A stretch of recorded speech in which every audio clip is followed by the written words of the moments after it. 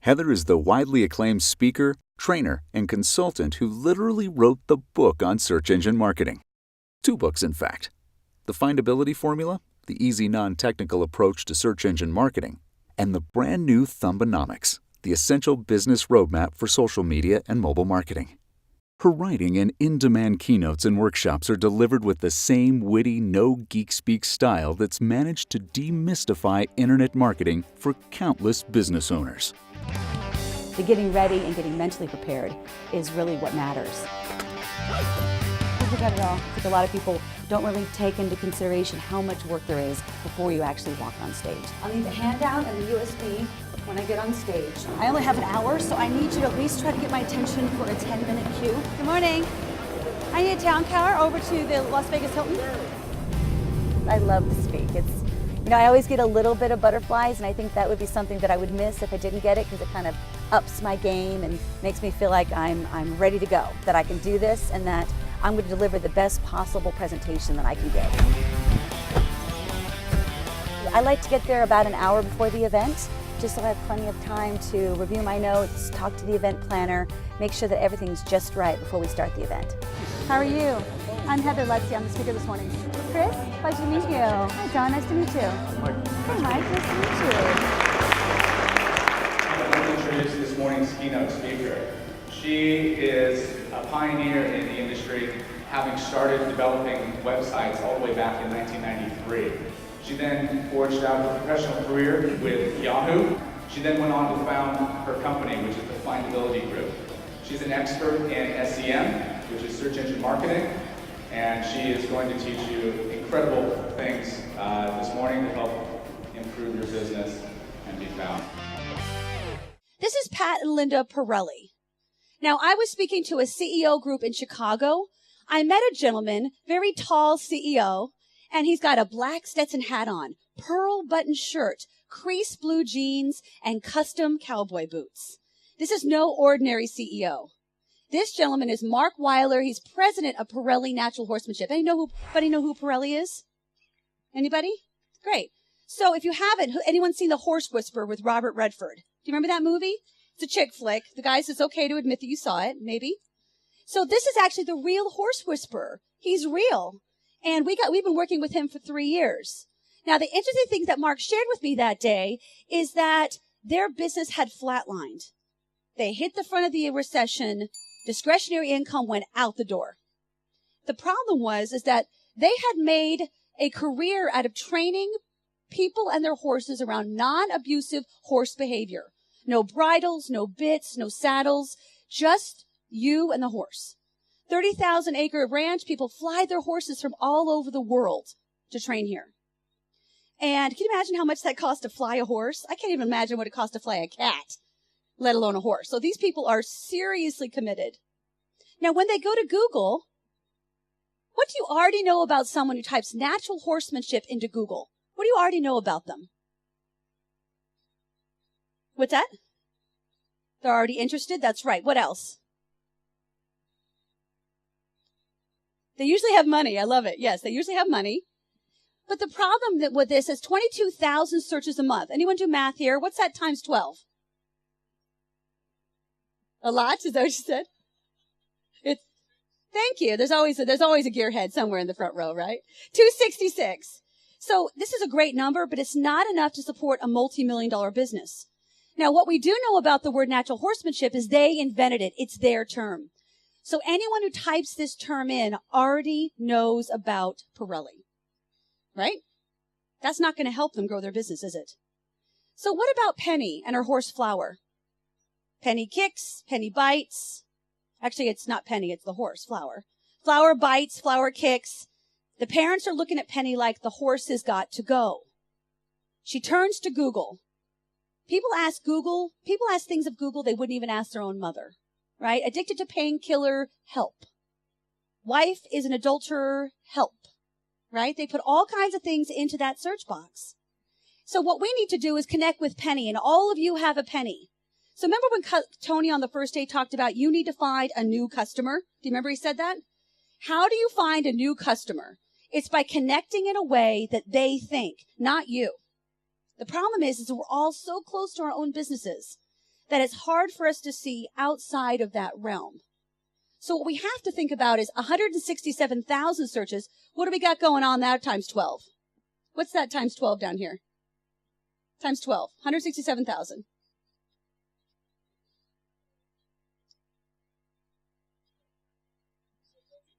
Yeah, 2 million, right? A little over 2 million.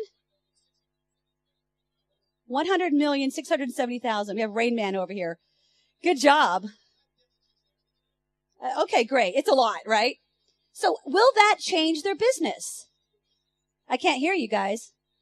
Yes. So if you're going to grow your business, you've got to figure out, where have I saturated my market? And then how do I get above that to people who don't know us but should?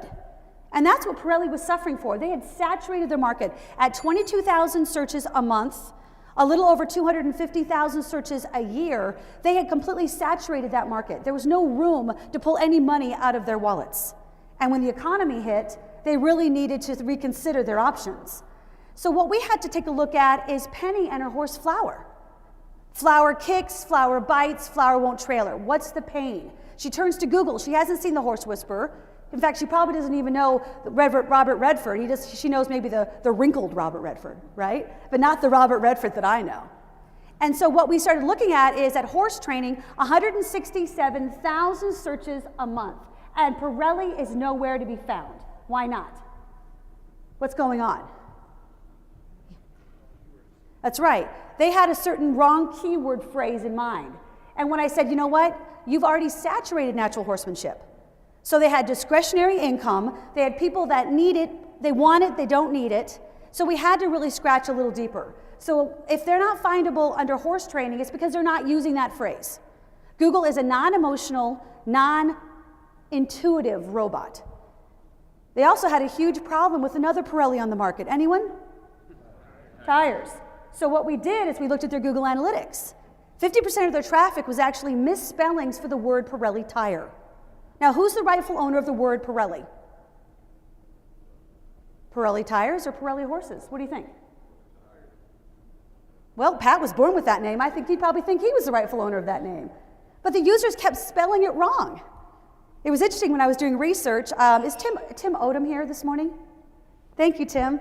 He and I had a fantastic conversation, and we talked about the sophistication level of your audience, and they want these things. They're a very discerning audience, as is the Pirelli audience. They know what they want, know when they want it, and they know the pain around selecting the wrong services and tools. They know the pain. And for Penny, she's got some serious pain. So when we started digging in, we started looking at, okay, what's really going on? So does anyone know why? Let's go back for a minute. Let's all take a minute and go way back to the beginning when Google was first developed. It was a Stanford research project. Larry Page and Sergey Brin were challenged by their professors that morning to come up with something because they were frustrated. They could not find the content that was being published by professors and doctoral students. They couldn't get access to that material. So they're like, how can I come up with an engine or a database that lets me access that quickly? Because I don't want to wait until those documents are published. That could take forever to get into the library. So they were challenged that day by their professors to come up with something. So they figured out that the model should be term papers. Y'all remember when you wrote your last term paper? As painful as that might be, go back there with me. I want you to start looking at your website with a fresh eye. I want you to look at it as if Google was looking at every single page of your website as a separate term paper. Now, its job is to connect each page of your website with a specific search phrase. So this is why we care. It's all about search demand. So this is a 2012 HubSpot report. So I want you to look at this. A term like shoes, obviously that's an extreme example, has high cost and high competition. So I don't know about you, but I want low cost and low competition. Wouldn't that be the dreamland we all live in? Low cost, low competition, yay. But we don't get that. And unfortunately, those phrases are incredibly expensive. It takes forever to rank under them. So then we want 2 to 3 keyword phrases like men's shoes, truck accessories, something very generic like that. We're getting a little warmer, but it's not nearly good enough. How about Nike women's running shoe? Okay, so think about this, bright toolbox gold or truck toolbox gold. Now I've got a very specific, very warm. And what's interesting is that those 4 keyword phrases or longer have a 36% conversion rate. Anyone getting 36% conversion rate out of their shopping cart right now? Anyone? So what I want you to think about is it may be a lot of work to go through and retrofit your site. I'm not saying that this is not going to be work, but I want you to, because you attended this session, I want you to be smarter than your competition, and I want you to play harder and rougher. And I want you to look and say, you know what, I'm going to go back and look at all the pages in my website, and I'm going to make sure that I've used these longer tail keyword phrases, because 70% of all searches that happen on the internet are long tail. They're four keyword phrases or longer. So think about how your website is structured and how we can start connect with that. So become findable under the right keywords. So some of the keyword phrases I want you to think about is coffee, television, pets. Very, very generic. These are super cold keywords. So remember, we're moving through this cycle super fast. Some people might type in truck, some people might type in truck accessory, whatever that phrase is, but they instantly think that was dumb. Why did I do that? And they move to something very quickly in their search process. So shopping keywords like Starbucks coffee, Sony television, pet store, bright truck toolbox. You know, something that's really specific where we know the make and model that they're looking for, but we can learn so much more than just this. Then we're looking at purchasing keywords like Starbucks coffee shops in downtown Denver. What do we know about that person now? We know where they live. What else do we know? They love Starbucks. Thank you. When do they want it? Now. Now is the phrase that should get everyone excited, right? We want them to be ready now. When they hit that shopping cart, they got their credit card on the table and they're ready to buy. I don't know about you, but I don't want to waste any time on cold call keyword phrases that are informational and shopping in nature. It's a massive waste of my time. So I don't want to be focused on these. I want to be focused on phrases like this. Sony plasma television repair. I know what brand they want. I know what their problem is. Their television's broken. And I know that they have a plasma, which I specialize in. How about this one? Pet store with exotic bird food Dayton, right? Anyone have a bird in here? Anyone bird people? Okay, good. They're weird. Let's just say it, all right? Bird people are different, okay? They care deeply about this really annoying creature, right? But they have a lot of invested in this, just like in your car, guys, right? They have a lot invested. Okay, I have to admit something. I've been watching the History Channel a lot, and I am absolutely addicted to Counts Customs. Anyone seen this show? Okay, I think I have a little thing for Danny. It kind of makes my husband uncomfortable, actually. I know he's in Vegas. My husband was really worried I was going to hunt him down, right? So I'm not really a car girl, but I think I might be becoming a car girl thanks to Danny. Anyway, I digress. So what I want you to do, are you guys up with working with partners just for 5 minutes to try to figure this out? So what I'm going to do is I'm going to ask you to buddy up with the person next to you. And here's what I want you to do. I want you to turn to page 4 of your handout. Page 4. What we're going to do is we're going to walk you through this cycle. Now I'm going to give you 5 minutes, so you have to work fast. So between the two of you, I want who's A and who's B. Raise your hand. Who's A in your group? A's, put them up. Type A's, put them up. Okay, everyone up? Okay, A's, stay with me. A's, what I want you to do is I want you to work with B. I want you to brainstorm these informational shopping and buying phrases. So do the dumb work, do truck, do carburetor, do the dumb work, okay? That's informational phrases. Then I want you to get to those shopping phrases, like those 2 and 3 keyword phrases that are a little warmer. Then I want you to get 2 to 3 buying keywords. I want you to guess. It's okay to guess because I'm going to show you how Google sees that. We're going to see how close the two of you are together. Okay, I'm going to give you 5 minutes. Work fast. We'll get some music on if we could.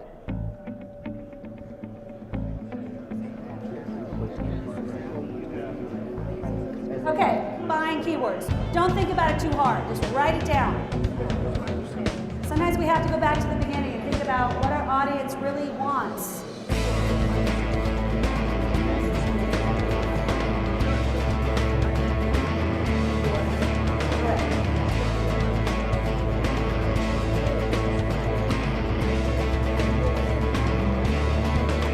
Okay, let's start wrapping up.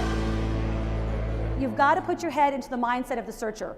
Because a lot of us, we're so deep in the analytics, we're so deep in the site architecture, we're so worried about the penguin and panda updates of Google that we don't ever lift our head up and look at our customer, right? That's the big problem here, is I want you to reconnect with how they think. So here's my television, I've got a problem, right? So I go to Google and I start typing in specific keyword phrases like television at 435 million searches a month. So guys, what kind of keyword is that? Is that informational, shopping, or buying? What is it? Informational, that's right, because they have just started thinking about it. But what, 435 million people do that every day. So you're like, no one's typing that in. Yeah, they are typing that in, but that's not where they convert. That's not where they actually put their money down on the line. So then we've got, so I want you to think about this as super expensive, and this is very, very costly. So dollars are flying out of your bank account, all right? And then our users, why would we pay for an unhappy user? That's a ridiculous effort. How about this one? Television repair, 983,000 searches a month. We've made quite a drop, haven't we? But our cost came down, the competitive nature of that keyword came down. So I know a lot of you do page search or pay-per-click. Well, what I want you to think about is if I optimize a page on my website for that specific phrase, it's going to rank that much faster, the less the competition. So I want you to pick phrases that are going to rank super fast. Okay, Sony television repair. Now I know we have a broken television, 434,000 searches a month. We took another hit in search volume, but our competition went down and our price went down. When's the last time a marketer said, I want to give you lower search volume, and actually pay and have you pay me less, right? So I want you to think about it. It's not about the quantity of the search volume. Get that out of your head. I want you to think about the quality of the search volume. That's what counts, because when they go in there, they're going to be looking for very specific phrases. So as we come down here, what's wrong with the word Dayton? Anybody? It's too generic. Yeah, it's too generic. There's actually 23 Daytons in the US. So I know a lot of you ship US, but a lot of people will search locally because maybe they don't want to pay for shipping, they're cheap. And maybe they'll look at those options. So think about, how could I have a page that ranks for every single city in the US? You guys are savvy marketers, you could do that. They just don't know that option exists. You could say, you know what, once they get to that Dayton page, you could say, you know what, we free ship and we guarantee it. Why not? You could be their local US provider. So be smart, think differently than your competitors. And as we come down this shopping continuum, you'll see even at television repair, Sony Dayton, Ohio, on-site repair, we have 5,940 searches a month. That long, ridiculous keyword has 5,900 searches a month. That's crazy talk. But that's how people have become, right? They know that the longer the keyword phrase, the warmer the search results are going to come out. Guys, thank you so much. It was a pleasure meeting all of you, and best of luck with your findability. Thank you.